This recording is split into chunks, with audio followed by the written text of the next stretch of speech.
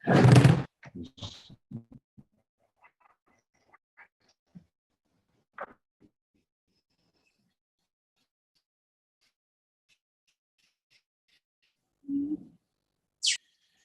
بالله من الشيطان الرجيم.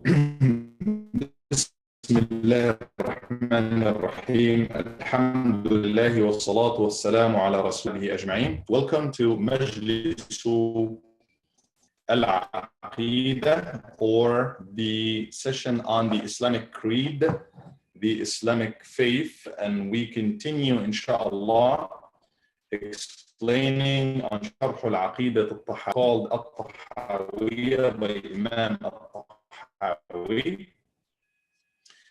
And we have covered so far the first part, Aqidah, usually, which is the most important part, is called al-ilahiyat, or things that have to do with Allah or God, the godhood and lordship, things pertaining to the concept of Allah subhanahu wa ta'ala, who is or is not fit for Allah, the actions of Allah,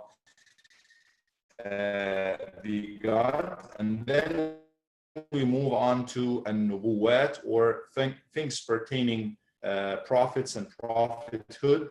And then we move on to other things that today, inshallah, tonight we will finish al-ilahiyat by talking about the last part, prophecies and prophethood. We'll continue from where we stopped last time.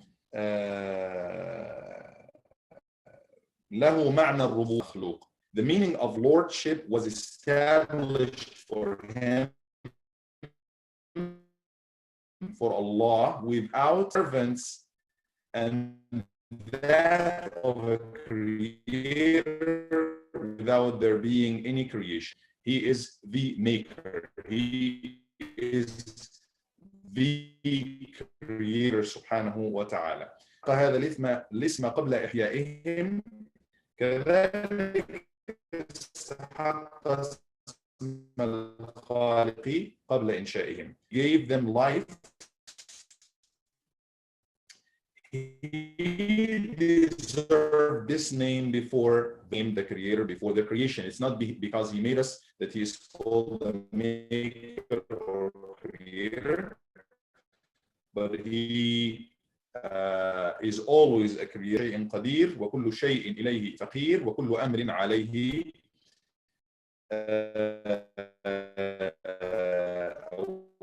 إليه يسير سميع البصير. This is because he has power over everything, whereas everything is dependent. He does not stand in need of anything. There is nothing all-seeing. عز وجل سبحانه وتعالى. I think we already covered that before. خلق الخلق بعلمه. Experimenting, he was not trying. There was a design. There was an. It's like, think of it as an engineer or as a building, that there was kind of designing an outline for this building, designed by an engineer, and then there was an execution design or outline that came from the engineers and architect, and then that was designed in the same way. So Allah subhanahu wa ta'ala created of everything that is going to happen. So think of somebody putting an airport. We are establishing or constructing an airport, something that's very sophisticated or compound of so many aspects and factors. It does not just come as you go. It is not to bring some construction people and say, well, let's think of it as we go in. It doesn't go this way. You put the full outline of the whole thing before you make it. Take the example, the past, always they call it the dam or the cursed. They have there's a lot of corruption around it, and there's a lot of things that happen to do the right designing first and then bring or put in the first place. So Allah subhanahu wa ta'ala, and that is his qadr, by the way, or part of his qadr. Qadr or predetermination, knowledge of Allah. So Allah has the knowledge of what is going to be designed for everything. And part of that design, which is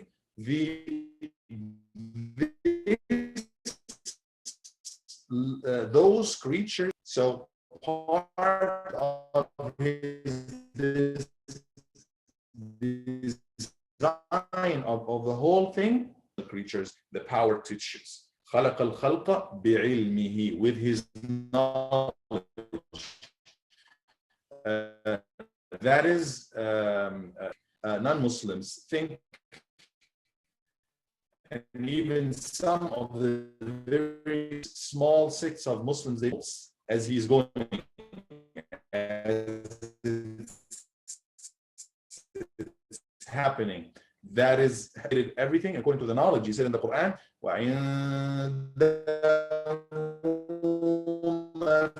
مفاتح الغيب لا يعلمها إلا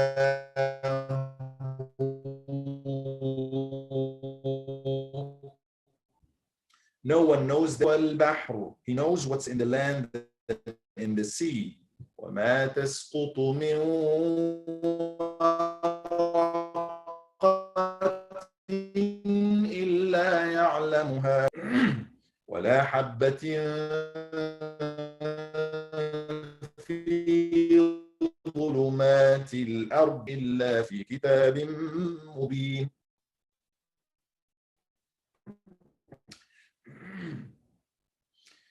Not a grain is there in the dark of the earth, nor a fresh thing or withered, but it is recorded in a clear book. It is he who takes away your souls by the night and knows what you do by the day. وهو الذي يتوفاكم بالليل ويعلم ما جرحتم بالنهار. This ayah, this verse gives us an idea of the knowledge of Allah, and that it is encompassing of everything, wrapping everything, getting everything, and into everything, nothing that happens without his knowledge. وقدر لهم أقدارا. He decreed for them a decree. Allah subhanahu wa ta'ala has already the full design. Think of it as the full design. You know, you cannot say the engineer did that or designed this. Well, if a problem happened later on, the engineer expected, obviously they don't have the knowledge of the future, they don't have the knowledge of the unseen, but they might expect something may happen in here. What if somebody attacks the airport? Then they have some system to lock everything. The point is, Allah subhanahu wa ta'ala designed the whole system and designed some creatures who will have a free will. They will cause some corruption. He knows of what they are going to cause. Think of it as a police who is watching the criminal as he is doing through a surveillance camera as they are doing it.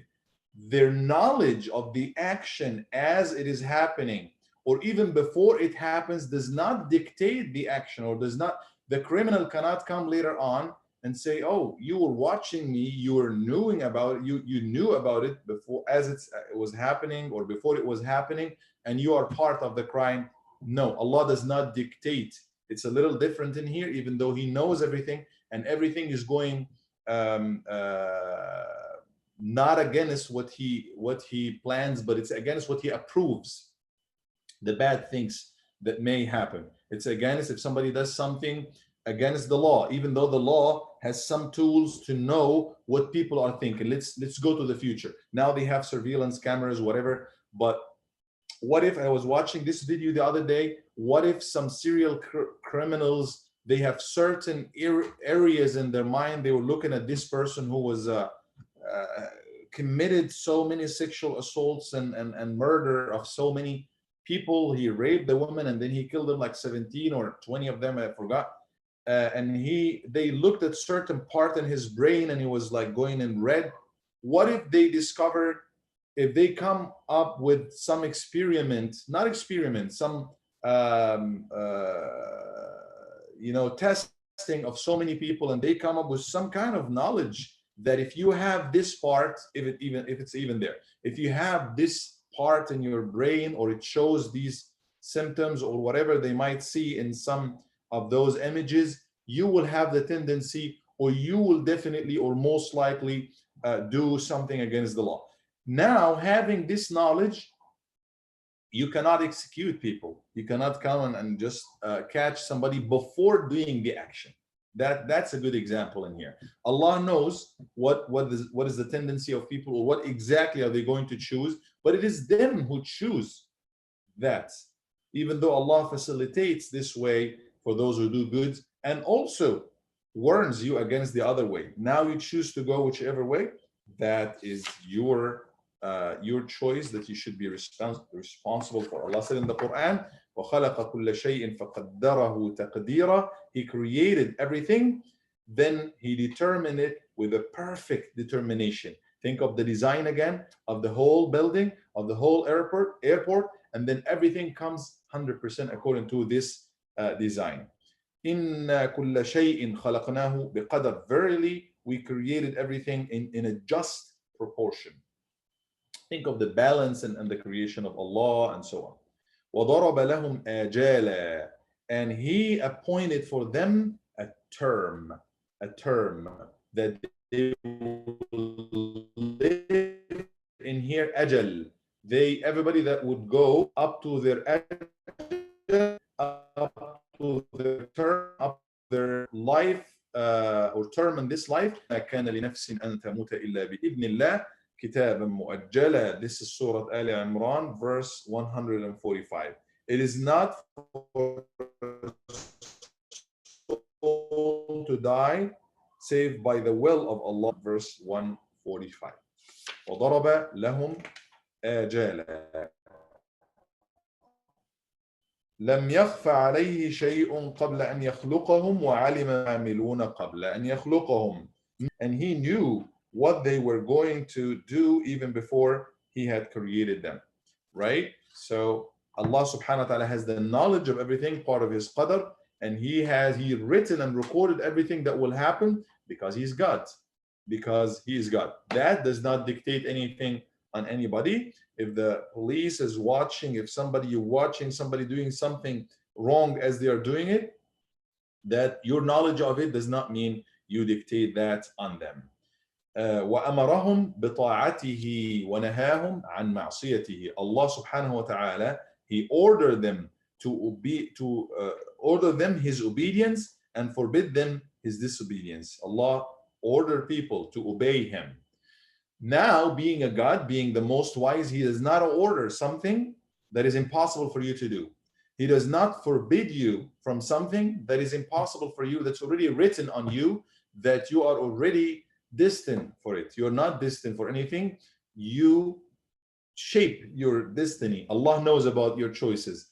That is kind of, yes, it's problematic for humans to understand or to fully get a grasp of, but it does not dictate. It is your actions. Otherwise, Allah subhanahu wa ta'ala will be not wise or doesn't deserve to be just. حاشاه سبحانه وتعالى. وكل شيء يجري بتقديره. Everything runs on its determined course by his will, like the outline or the design by the engineer, executed exactly according to that taqdir or that outline. ومشيئته تنفذ. لا مشيئة للعباد إلا ما شاء لهم فما شاء لهم كان وما لم يشأ لم يكن. His will is executed and not the will of his servants, save for what he approves for them. Therefore, what he wishes for them came into existence, and what he did not. Meaning, nothing happens in this universe against The will of Allah. Now we have to differentiate between the will and the approval. The will of Allah does not mean approval. He might will something, or something happens according to his will, does not mean his approval. Like he knows of it. He does not approve of it. He let it happen, but he does not approve of it. Like you see your child doing something and you let him do it. It's not according to your approval, maybe for a reason that he will learn something, or he will not come back. He will see the consequences of it and he will not come back to it.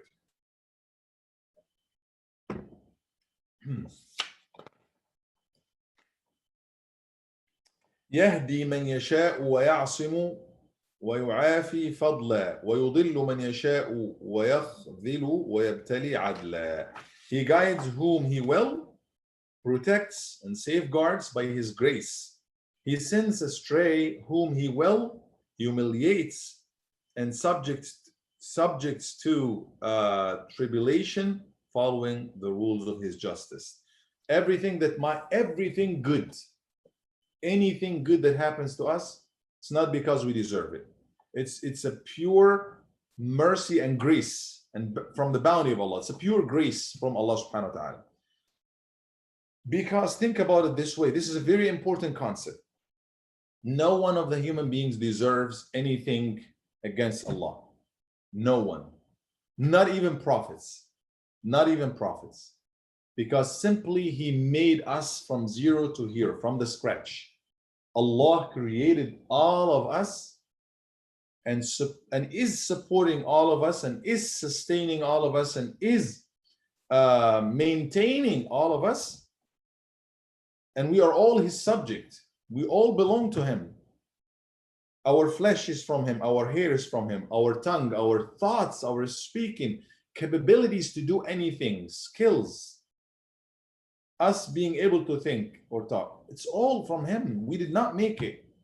We did not make it. Even us acquiring knowledge, learning a new skill, it is because of what He put in us and what He has enabled us, give us the air to live, the water, the condition, the circumstances, the body, the life itself, the knowledge to learn. He gave us everything. If He wanted to destroy and wipe out everything, it's for Him. And it's not going to be zulm or oppression or even bad. It's not bad. If Allah wipes out everything, cause destruction to everything. We're not saying this just because we believe in Him.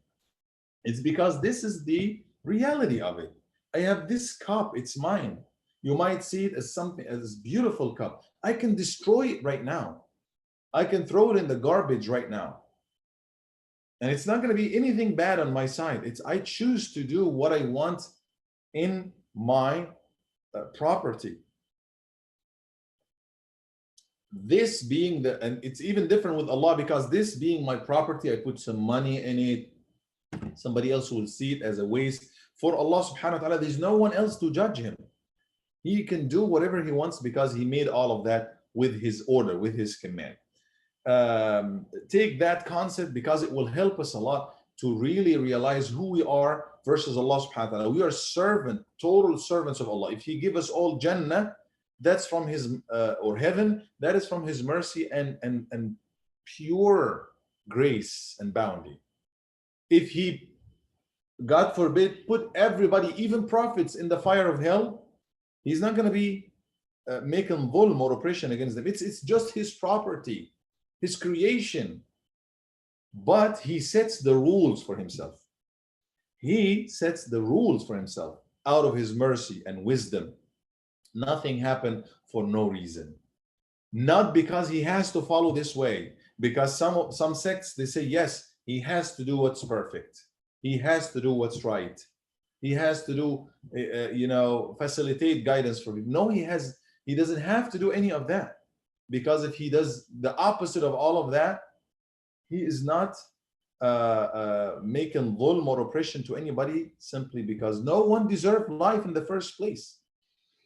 I hope that concept is clear. But Allah subhanahu wa ta'ala does all of that. If He punishes somebody, it is because that's His justice. This person did what made him deserve to be punished. No one who deserves, according to the rules of justice, no one who deserves to be rewarded, that Allah will punish. No one, but He might let go of some of those who deserve to be punished, but out of His bounty, He will just let go. He can do that. Let's agree that He can do whatever He want to do with His creation, because He is the owner of all of that. وَكُلُّهُمْ يَتَقَلَّبُونَ فِي مَشِيئَتِهِ بَيْنَ فَضْلِهِ وَعَدْلِهِ. All of them, all the creation of Allah, all of them turn about following His will, moving between His grace and justice. We, the true servants, those prophets, look at them, praying to Allah, doing the best, dedicating their whole life for Allah, yet they are in awe, they are in fear, they are in kind of questioning, Ya Allah, is that enough? Can you show me mercy? They humble. The more they do, the more humble they become. Not the other way around like we do. You think you did something, you think without doing anything you deserve. Just counting on the mercy of God. The mercy of God is there, but you forget that you have to work for it, and Allah doesn't owe you anything. Allah does not owe you anything. We owe Allah subhanahu wa ta'ala everything. We owe Him our life, our guidance, our eyes, our everything. That's why we have to humble ourselves and worship Him, that He might show us His grace and bounty, or continue to. وهو متعال عن الأضداد والأنداد. He is exalted above antagonists and equals that might aspire. Allah has no contender and no one is similar to Him. He said, وَلَمْ يَكُنْ لَهُ كُفُوًا أَحَدٍ. And there is none comparable to Him. No one comparable to Allah subhanahu wa ta'ala. That's why you don't judge Him by the rules that you judge others with, because no one is really mounting to be, or can mount to be, a God. لا راد لقضائه ولا معقب لحكمه ولا غالب لأمره. There is no repeller of His decree, no one to postpone His command, nor is there anyone to overcome His order. Whatever He wills, it will be. None, no one, no power can stop the will of Allah subhanahu wa ta'ala from coming or from happening. آمنا بذلك كله وأيقنا أن كلا من عنده. We believe in all this and are certain that everything originates from Him by His command. Everything originates by His command subhanahu wa ta'ala, and we believe in all of that. Everything is coming from Him. By this we finish al-ilahiyat, or the section that has to do with the information or the faith or the creed of Muslims as it should be in Allah. The concept of Allah, who is Allah, how do we believe in Him, how did He make the world, what are the parameters and rules of Him dealing with the world, our concept of who He is versus the world versus the creation, actions of the people, knowledge of Allah subhanahu wa ta'ala, and all of that.